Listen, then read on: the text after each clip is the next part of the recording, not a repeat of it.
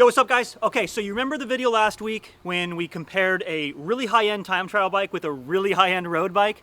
We realized both of those are pretty cost prohibitive. What if you are coming into this sport with something a little bit more entry level, like this BH I've had for years and years? I'll bet you could get this bike for less than $1,000, probably like 500 bucks. So how does this stack up against this absolute beauty that costs $10,000?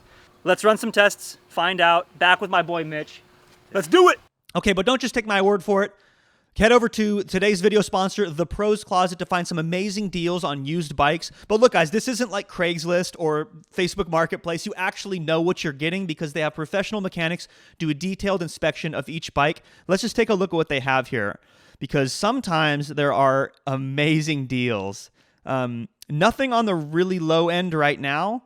But even if the $2,000 price point, look at this, SRAM Rival 22 speed, full carbon, disc brakes. This is a more capable race bike than that BH. And then if we go the other direction, we look high to low. You guys can find some really exotic, heavily discounted bikes in here sometimes. And the good stuff goes quick, so you have to be pretty quick, and you have to click refresh on this website a lot. But like I said, they have a Pro Tune 141-point inspection, so you're assured you're going to get a safe and reliable bike.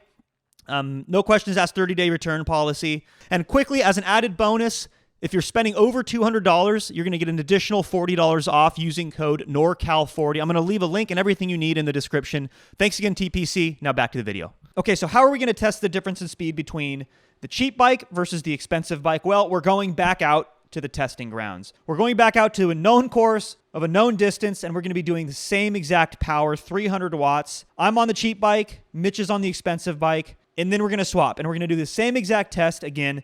Same body position, same helmet, same kit, same shoes, still seated for the entire test. The only thing that changes, you guessed it, is the equipment, and we're going to find out what that difference in performance is between $400 and $10,000. But what are we actually testing here? Let's talk about the cheap bike. This is, I bet you could get this for like 500 bucks. I've had it for years. It is a 2014 BH Ultralight RC. It is rim brake. It has pretty much the most entry-level alloy wheels you can get. These are the Shimano R500s. They are wrapped in Bontrager R3 25mm tires in the back. And then, of course, Continental Gatorskin 23mm tires in the front. And then as for the group set, it's a bit of a hodgepodge. It's mostly 105 and Ultegra. But actually, I think it also has a Dura-Ace chainring. It's just kind of like spare part city. I think this is very typical of what you'd get as an entry-level bike around that $500 price point. And then for the expensive bike, say you're working in tech here in the Bay Area, in the Silicon Valley, and you have some money to spend, this is an $11,000 bike, pretty much stock from how they sell it on the Scott website. It's the Foil RC Pro. It's got Shimano Dura-Ace throughout, the new Di2 24-speed group set. Also the wheels. The tires are Vittoria Corsa, 25 in the front, 28 in the back. And the only change I made is I swapped out the crank actually for just another Dura-Ace crank set that has a power meter. That's the only difference I made. Otherwise, it is exactly as you can find it on their website. And both of these bikes are 56 centimeters. The Scott comes in at just a shade under 17 pounds. And then the BH comes in at just a shade over 18 pounds. So a little bit over a pound difference between the two. But that's enough talking. Let's run some tests.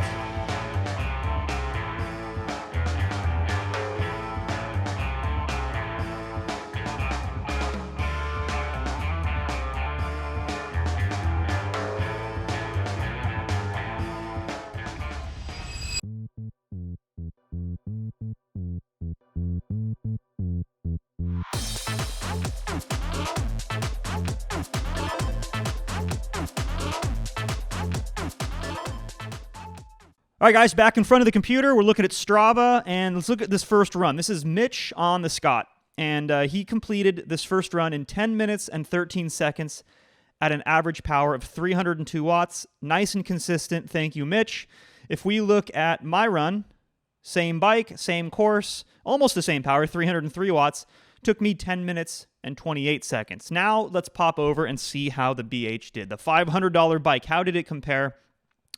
This first run, 10 minutes and 56 seconds.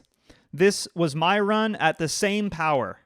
So pretty big difference there. And then we look at Mitch's, 10 minutes and 41 seconds for the same power, 302 watts, also nice and consistent. So let me just make this simple for you guys, because I already did the math here. I'll put it on the screen.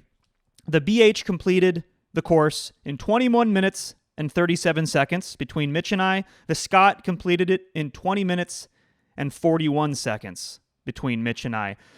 In other words, it was a 56-second savings over about a 22-minute effort, which represents a 4.3% savings for the $10,000 bike. Wow.